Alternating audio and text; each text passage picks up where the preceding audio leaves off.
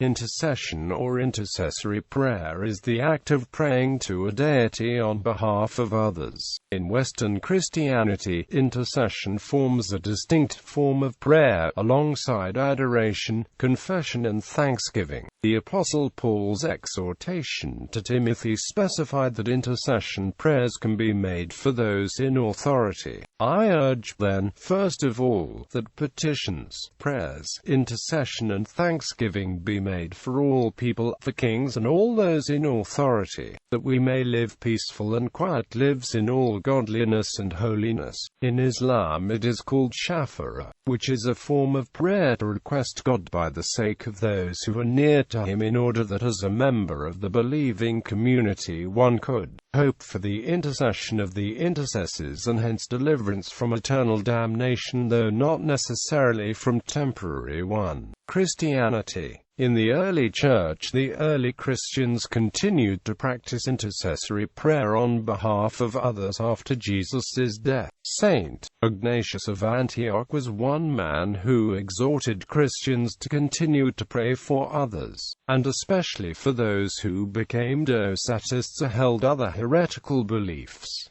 In his letter to the churches of Smyrna Street, Ignatius exhorts the Christians that to pray for other people, only you must pray to God for them, if by any means they may be brought to repentance, which, however, will be very difficult. Yet Jesus Christ, who is our true life, has the power of this. Throughout all of Ignatius's letters, the word for prayers of intercession appear 19 times, and Ignatius asks for prayer for himself, for the Christian church in Syria, for persecutors, heretics, and all people generally. Saint Ignatius and the other church fathers, such as Paul the Apostle, who were keen on intercessory prayer, based this practice on Jesus' own teachings, which required that one pray for others, especially one's enemies. 27 But to you who are listening I say, love your enemies, do good to those who hate you. 28 Bless those who curse you, pray for those who mistreat you. Luke chapter 6 verses 27 to 28. According to Lionel Swain, of St. Edmund's College, Ware Street, Paul believed that intercession one of the most important aspects of faith and praying life, as praying for others is a recurring theme in his works.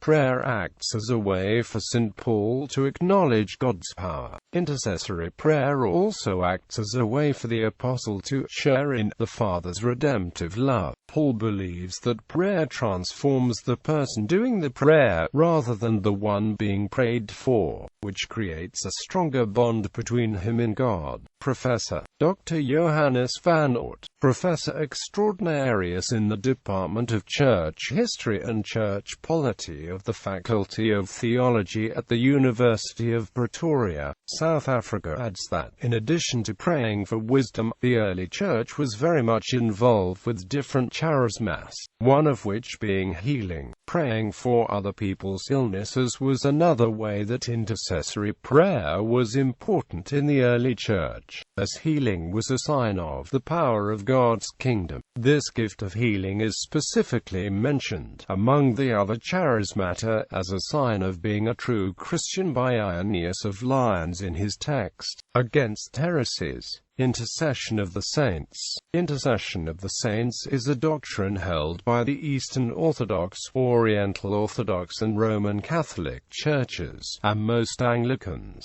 that saints may be asked to intercede for others. The doctrine of requesting intercession from saints can be found in Christian writings from the 3rd century AD. The 4th century Apostles' Creed states belief in the communion of saints, which certain Christian churches interpret as supporting the intercession of saints. Following the stream of Judaic Christian tradition, Judaism allows for the petition of the saints. In Lutheran teachings, all believers are saints, but prayer to saints who have been transferred to the Church Triumphant is forbidden. Intercession for the dead. In addition to praying for each other in life, early Christians would pray for those who had died. There is no unequivocal evidence that Christians began to pray for the dead before the 3rd century AD.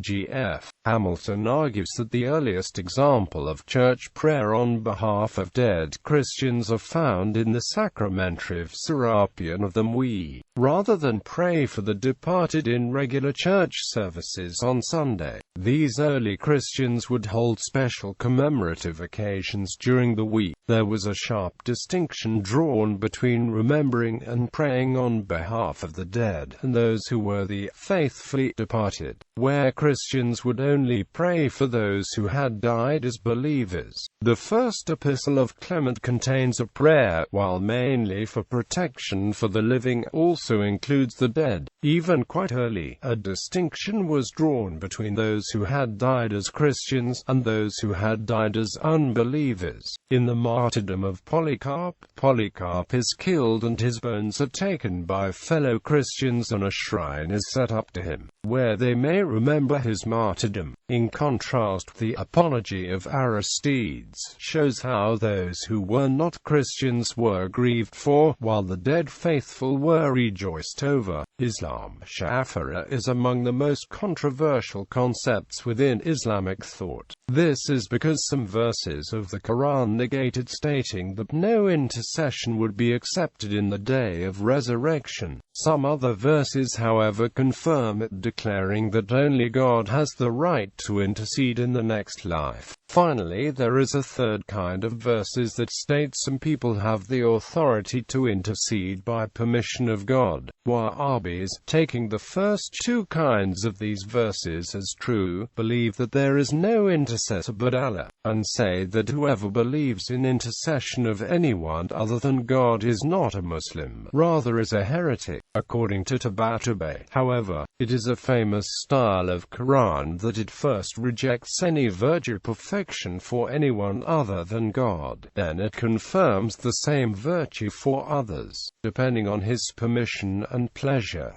The principle of intercession is mentioned in some of Muhammad's sayings when he said, for example, "I have received 5 gifts from God, is that of intercession, which I have in store for my community. My intercession is for those who have not associated any partner with God." According to Quran, the prophets and angels have the authority to intercede on behalf of believing members of Islamic community. According to Shiite imams and other intimate friends of God could also intercede on permission of God.